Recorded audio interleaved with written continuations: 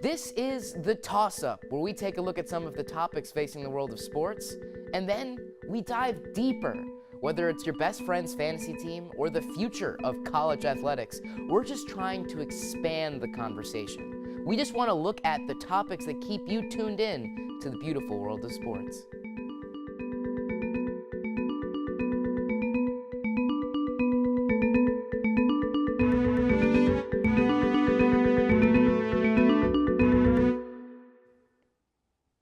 College basketball may never be the same.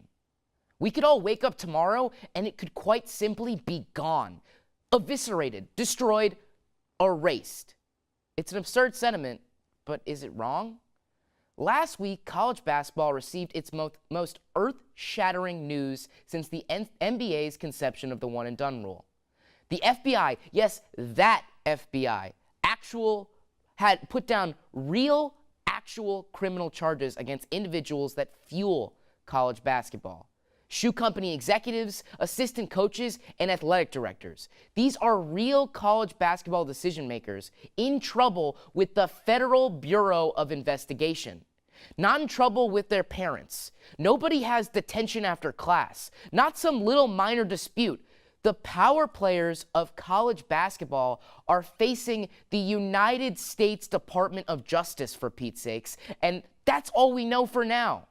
For now, we know that according to allegations, Adidas seems to have paid five-star prospect Brian Bowen $100,000 to play at Louisville. We know that Rick Pitino is now on paid leave, and so is his athletic director. We know that assistant coaches at Auburn, Oklahoma State, Arizona, and USC have all been arrested. We know that the universities of Miami, South Carolina, and Alabama are all somehow involved in this matter. We know that Jim Gatto, the head of sports marketing at Adidas, is named throughout the FBI's 120-page complaint. And we know that this is only the beginning. Joining me on the panel this week is IUS TV Sports beat reporter Zan Piarli, IUS TV Sports field hockey reporter Austin Render, and IU sports media connoisseur Griffin Weinberg. And just to start us off, Zan, where do you see this going in the future? Well, Eddie, I mean, I think you touched on it pretty well in that opening monologue, but this has the makings of changing college basketball completely. I think right now you see a lot of guys going to schools that are kind of suspect a little bit. You mentioned Brian Bowen in your opening statement. He didn't even have Louisville on his radar until he got the bag and secured the bag, and then they cleared the check. Unfortunately, he was found out by the FBI, and they cracked down on him. But in the future, schools aren't going to be able to do that anymore. There is a much bigger microscope on these schools, and they're going to have to go back to clean recruiting, which is something that I want to see, but maybe not necessarily something that these players coming out of high school want to see. Yeah, I actually read a good article, or it was a column by Yahoo's Pat Forty earlier this morning. He was pretty much talking about what the future of college basketball is going to be like, and talking about like the coaches and the recruiting and how they're going to go about hiring assistant coaches. And he thinks that it's really going to come back to more of like an X's and O's kind of thing, instead of trying to find out who has the connections in the AAU world and who can we get to like try to figure out so this five-star comes to this school. So he thinks that it's really going to start to go to more of like an old school kind of fix. And I could see that because, I mean, it's just like this whole thing is just kind of mind-boggling still. It's like you said, this is all we know for now. It's just the FBI is digged in. We don't even know what the NCAA is going to be able to do to it.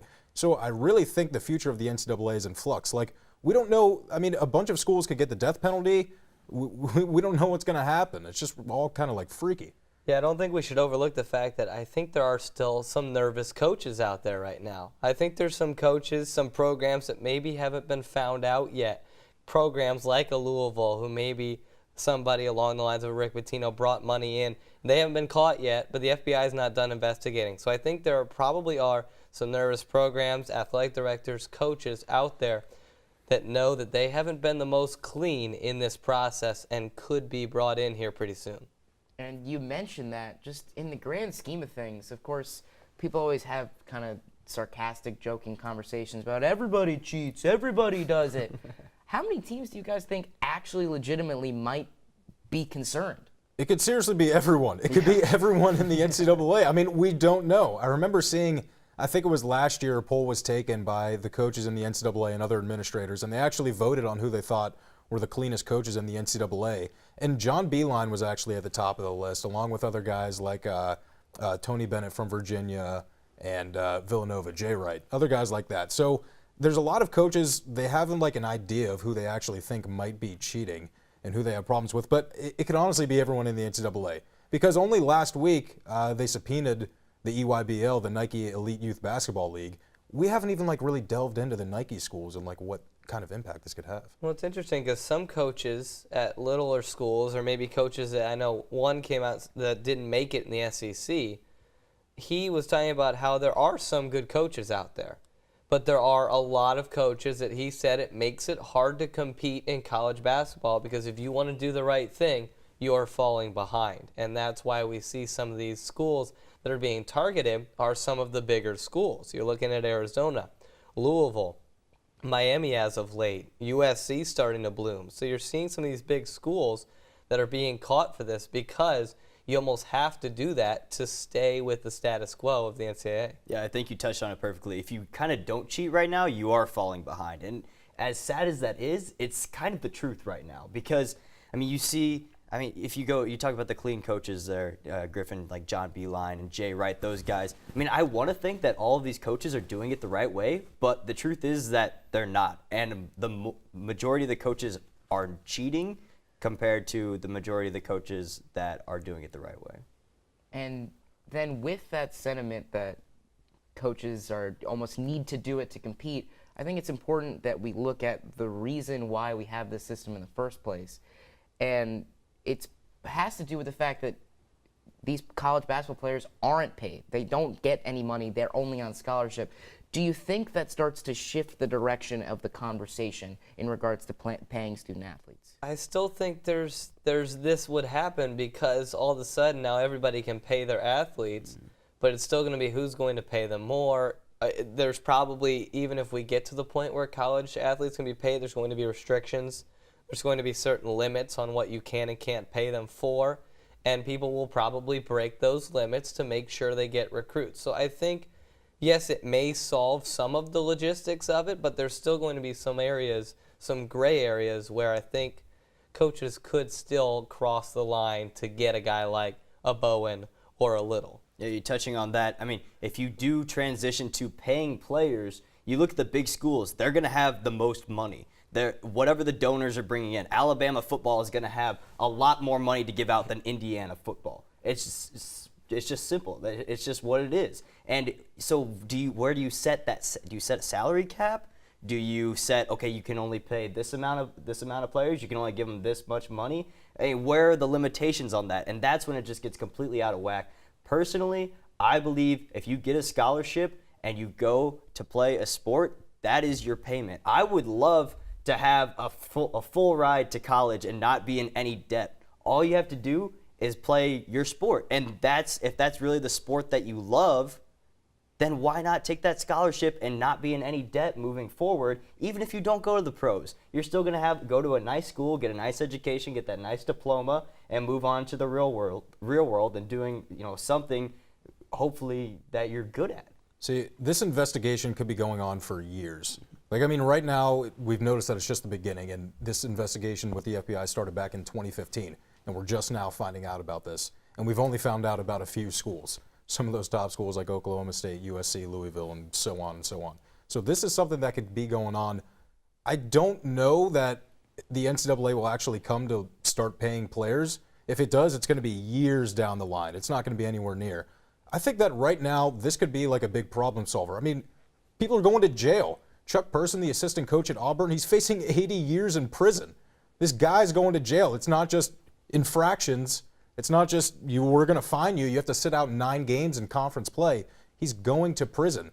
I don't think that people are going to start to cross the line anymore. I just don't really think that. You talk about it could take a while. Look at where the NCAA has gotten involved, Louisville and North Carolina. Those things are still going on. And so the NCAA, if they're involved, it's not a quick process. So this could be a little while. You say the NCAA. The FBI has not been involved. That is the other intricacy. And you have to assume and almost sadly think that if the FBI never got involved, we have no change. If you're the NCAA, did you want this to occur? Did you want the cleaning of college basketball? Because arguably, if you have this payment under the rug that a lot of programs have probably taken part in, if you're the NCAA, you're probably satisfied because you don't have to deal with it. Well, and one of your best coaches, Rick Pitino, is now out of the job because of the FBI getting involved. He's been one of the faces of the NCAA basketball forever, it feels like, at Kentucky and now Louisville. And all of a sudden, the FBI gets involved and you lose one of the quote-unquote greats in college basketball. So all of a sudden, I think this does take a little bit of a toll on the NCAA. Yeah, if you're the NCAA, I don't think you wanted the FBI to get involved at all. One, because that makes you as an organization look really, really terrible that you knew either A, knew this was going on and you were letting it happen, or B, you had no idea this was going on and the FBI pegged it way back a couple years ago and has been following up on this for a couple of years now, and just finally now it's coming out. So if you're the NCAA, I think that they kind of knew it was going on, but the fact that they were getting so much revenue off of it, they just kind of brushed it to the side. But now getting the FBI involved, that's when you get kind of in deeper waters. Yeah, and Mark Emmert, the president of the NCAA, literally the day that this came out, I think it was last Tuesday, he came out with a statement and said, this is the first that we're hearing about this from the FBI. So they had no clue that they were diving deep into it. I agree that they probably, you have to assume that something was going on. If you're the president of the NCAA, you have to know that players, even like former college players, are coming out saying, you're just starting to catch on. Michael Beasley said that last week in an interview. Everyone knows that this has been going on under the table, but now it's just, what do you do with it? And the NCAA isn't really going to be able to do anything until the FBI is done with their investigation. And that could be years from now, so we don't even know where this is going. And with all the sentiments that we've already brought up, how do you think the upcoming investigation and the continuation of that will impact AAU basketball? And what are your thoughts just in general about AAU basketball? Well, I'll go on my soapbox a little bit about AAU. I am a huge fan, Zan and I were talking about this, of high school basketball, especially here in the state of Indiana. I spent the last 4 years covering two teams that won a combined 2 state championships in my high school. I watched Caleb Swanigan beat up on double teams. I watched a girl in Chris McLaughlin score 40 points a game. That stuff is exciting.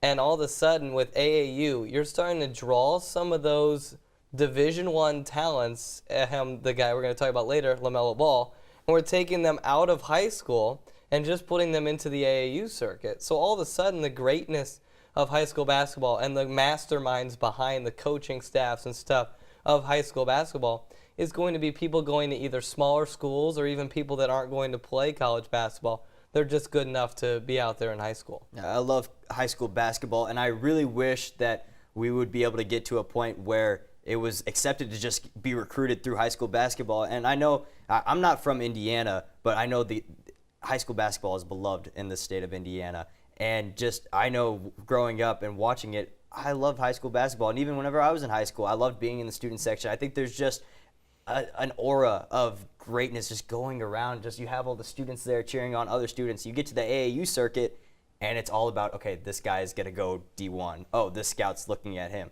It's just for the scouts. It's really, it's just a recruitment tryout, really, whenever you hit the AAU circuit. High school basketball is a lot more real in my eyes, and it sucks because a lot of guys won't really try in high school, and then they're like, oh, hitting the AAU circuit this weekend, now it's time to put on a show, whenever I wish it was kind of the other way around. Yeah, Kobe Bryant has come out and he says that AAU is like killing youth basketball in the United States because, just like you said, when you play AAU, it's like this guy's going D1, who's a scout want to watch. You just pretty much putting all the best players together and say, all right, you guys are talented, score. Yep. When you go back to high school, you have to teach the kids how to play basketball, teach them how to play defense, teach them to play right. So I like watching that too. I like watching AAU because of the fact that there's a bunch of talented players that are all on the same team. So, it's kind of exciting, but you really don't get that thrill and that energy that you get from high school basketball. Well, do you guys foresee in the future more regulations coming down to the AAU programs? Because a lot of where this money is getting funneled in and out, if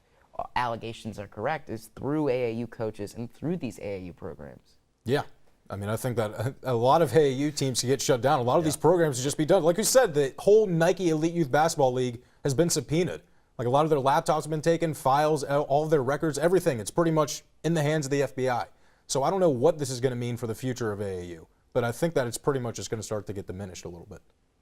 Yeah, I mean, you look at the AAU circuit, and it's kind of a poor situation because most of these guys, they either want to go and get the money and kind of get out of the situation that they're in, and they want to get money and help their families, or like get out of what they're in and go to bigger and better things. And if a college team is offering, hey, here's $100,000, come play for us, and you don't have a whole lot of money as a kid and you want to support for your family, sure, go take that money. Everyone else before you did it, no one else got in trouble, but now finally they're starting to crack down, and I mean, you can see a whole lot of AAU going down the drain. Somebody who's not in the headlines for all this stuff, who's been in times, and maybe it's just being on the campus of IU and it's the rivalry, but John Calipari has kind of been known as maybe a dirty coach at times. But would somebody like him, who is literally just training players for the NBA, would he want to pay players to come to his program, even though maybe his goal isn't necessarily, number one, to win a title. Number one, it's to get them to the NBA. So maybe that's why we don't see his name in there right now, is because maybe those top-tier coaches, albeit not Rick Pitino, but these guys are just trying to get these guys ready to get paid at the next level, so they don't feel like they need to pay them now. Yeah, like I've been saying, if John Calipari comes out of this thing clean, then he's going to look like the smartest college basketball coach in history, because I have no idea how he continues to get like 10 5-star players every single year.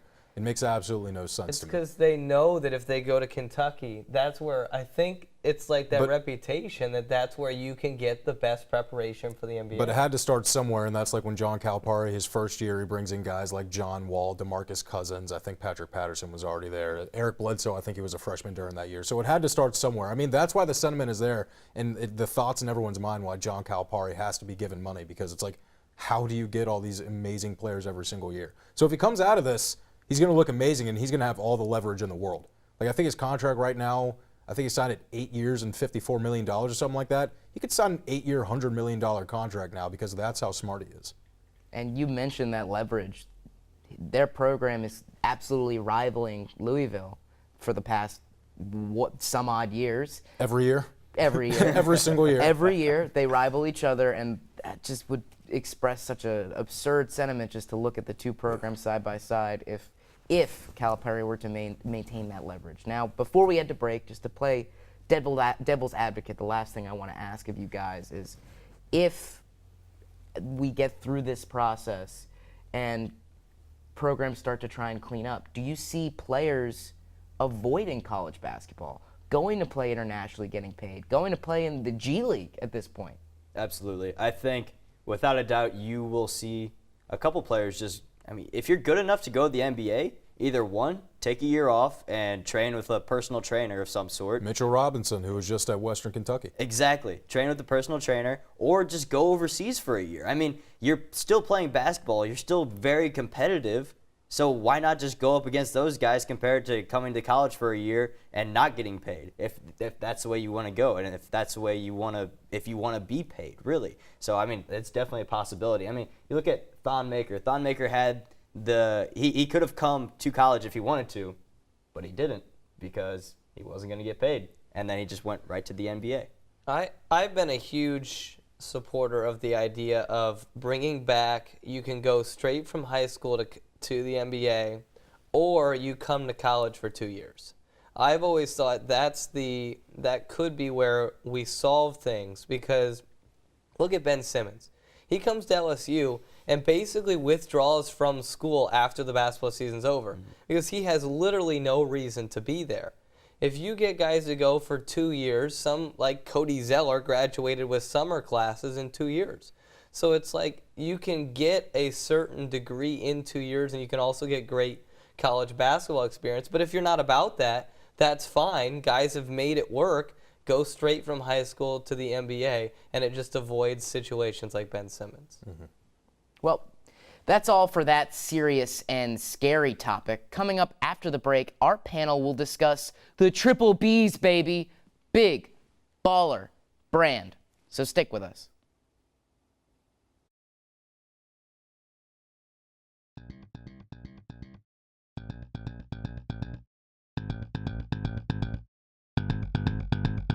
Welcome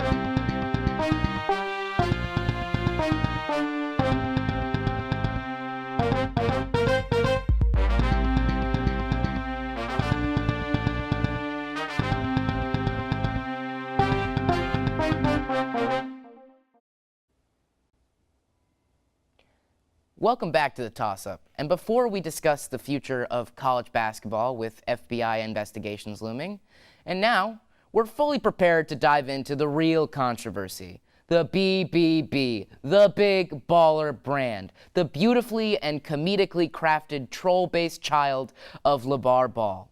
Over the past year, LeVar Ball has successfully built a brand based off of absurdity. So now we take a look at his latest exploits and how they revolve around his youngest son, LaMelo. So gentlemen, LaMelo Ball, a 16-year-old basketball prospect, now has his own signature shoe. Thoughts? Good for him.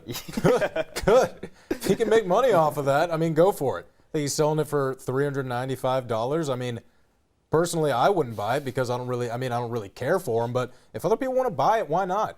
Saw Jay-Z, he bought 3 pairs of the ZO2s because he respects what LeVar Ball is doing. That's the thing, you have to respect what LeVar Ball is doing. As much as anyone might hate him or just can't stand him and get annoyed by him, he's building a brand, and I mean, so far, he's been pretty much right on everything he's said. He's an absolute marketing genius. Yeah. He has gotten the attention of the entire country and even overseas by being a crazy parent at times, by being just an insane personality. And as you said, absurdity has gotten Big Baller Brand to where it is today.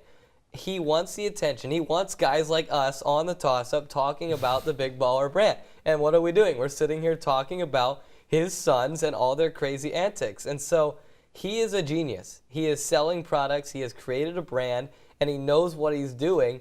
And really, his kids don't, it's not like they're getting in trouble anywhere. They're not bad kids. So it's not that he's doing a horrible parenting job. Some people are coming out and saying this is the worst parent they've ever seen.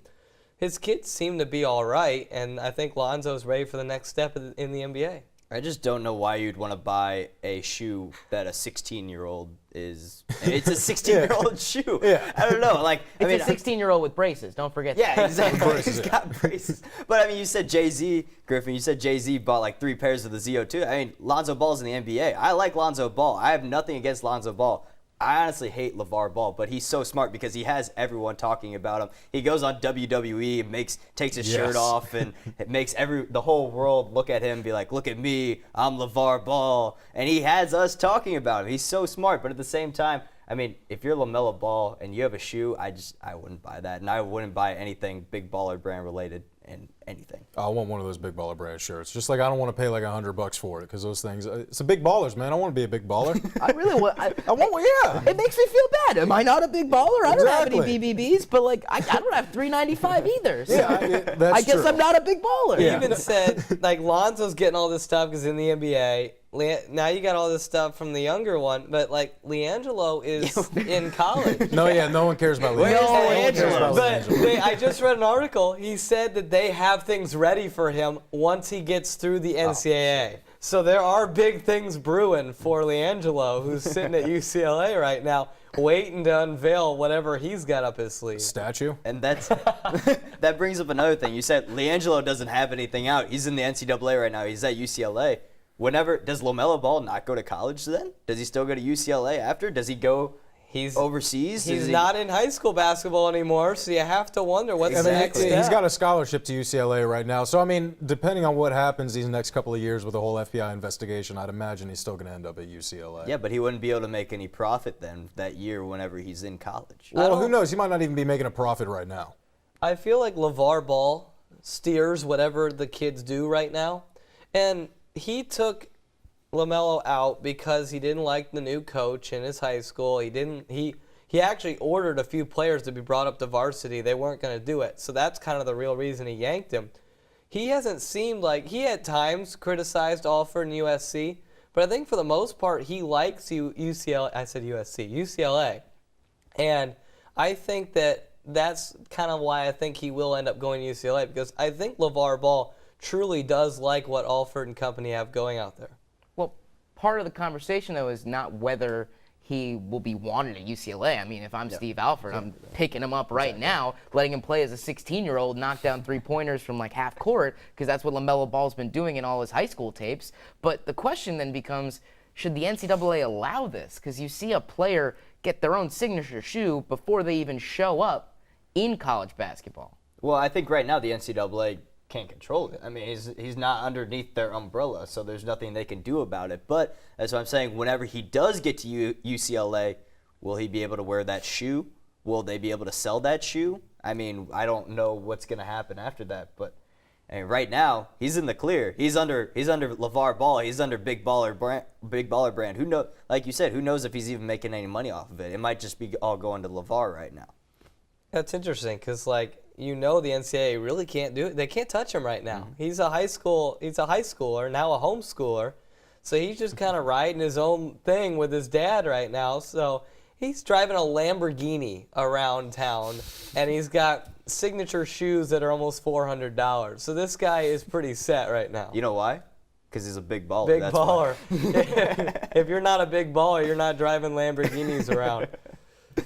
Well, you mentioned all of this, and a little bit what it speaks to is just the leverage that LeVar Ball has created. Pretty much anything he wants, it's hard for anyone to say no because of how much leverage he has. And we talked a little bit about the high school situation. LeVar Ball pretty much having all the leverage again, saying, I'm going to pluck LaMelo Ball out of high school if you don't listen to me. Head coach at Chino Hills did not listen, did not want to let LaMelo take 50 shots a game, and made the pull. Do you think that's the right move, taking him out of high school basketball? Yeah, I don't see why it's a bad move. I mean, he's already got a scholarship to UCLA. He's probably the most famous 16-year-old on the planet. I don't see why it's such a bad thing. I mean, if he's going to be homeschooled, he's still going to be able to play AAU. He's still going to be able to train. It's not like this is going to derail his whole career, so I don't have a problem with it. We talk about AAU taking over high school basketball. Here's example A. He doesn't want to play high school basketball anymore because like in AAU, you can almost pick the best people to surround you. Yeah. And in high school, you're much more at the mercy of the coach and the administration of that high school, and obviously the zoning and who goes to what high school. In AAU, you can pick and choose. You can, here in Indiana, you can play for an Indianapolis team and live up in Fort Wayne. So it's like you can do whatever you want in AAU. So it's more of now he has the freedom to go play with all the good people, all the scouts, and doesn't have to worry about LeVar Ball said, distractions of high school basketball. Yeah, I agree with both of you guys. I mean, it's not a bad idea. I just wish that high school basketball wouldn't die the way that we're kind of watching it and all moving to AAU. But, I mean, at the end of the day, he is picking who he gets to play with, and he's still going to get scouted. He's still going to go to UCLA at the end of the day, maybe. But he's got that scholarship. About LeVar Ball kind of getting whatever he wants. He is at Lakers preseason games signing autographs. This is the dad of a player having extremely long lines for autographs from him. Yeah, the line was like going back into the concession stand area. It Unbelievable. was crazy. He's probably more famous on the Lakers than Thomas Bryant is. Oh. How many people actually know, other than people who are here at IU, that Thomas Bryant is on the Lakers? Who? But they know that LeVar Ball's son is on the Lakers. Yes, they do, and they know LeVar Ball is there. Yeah. Yep. Everybody knows everything about the Ball family at this point. Well, they're on Facebook show. Yeah, they have a show. I haven't actually watched that, though. Is it good? Anyone? I haven't tuned in. Haven't tuned in. Yeah, don't care enough. LeVar wants us to, but we haven't given it. He's got plenty of leverage. Don't know if he has it on my Facebook time. I'm going to take that away. But as we've really finished diving into both two ends of the spectrum, serious talk and LeVar Ball talk, do you guys have final thoughts? I'll send it around to all of you. Yeah, is LeVar Ball not serious talk? I mean, seriously, though, this FBI investigation is still a long way from being resulted, and I think that teams are still in danger. I mean, I know, like, Indiana hasn't been contacted by the FBI. That's a very good sign for them, but at the same time, any day, any minute, something could be found with a recruiting violation with them, leading the FBI being like, oh, what happened here in 2014 or something like that. So it's a long way from being over. We know what is happening at the beginning.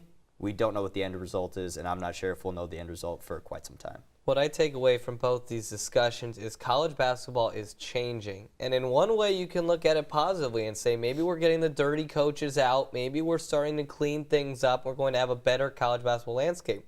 The other side with the balls is high school basketball is now starting to take a hit. And could that be revived by this new look and arresting people for cheating? So I think college basketball in a few years, it's going to take a few years, but in a few years could have a whole new face, could have a whole new identity than it has had the past couple of years. Yeah, Zan, you bring up the fact that some schools still haven't been mentioned yet, especially Indiana. Kenny Johnson, who's an assistant coach at Louisville right now, used to be an assistant coach at Indiana. Right now at Louisville, he's still technically an assistant coach, but he's not with the program. So he's not with the team. He's not helping them out in practices because he's still potentially being investigated. So I'm actually waiting to see what other schools are going to be involved in this and to see how that plays out.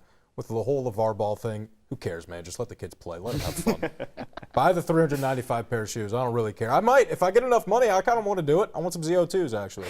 And Might do that. the last note, I'm interested on teams like Louisville and Arizona and Oklahoma State and these teams. How will they play this year? This is a lot of sanctions around them. This happened like 2 days before Louisville started practice.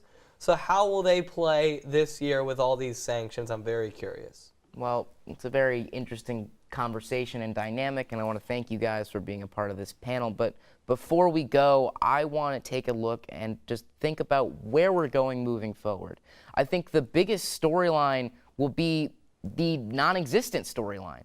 The fact that this whole FBI investigation will loom over game after game after game, and it'll almost be just this awkward feeling in these upcoming seasons, and we don't know how long this is going to go. This could go for a couple months, and then we'll have every team caught. Or we could have team after team after team slowly dragged out of college basketball for, 5 years?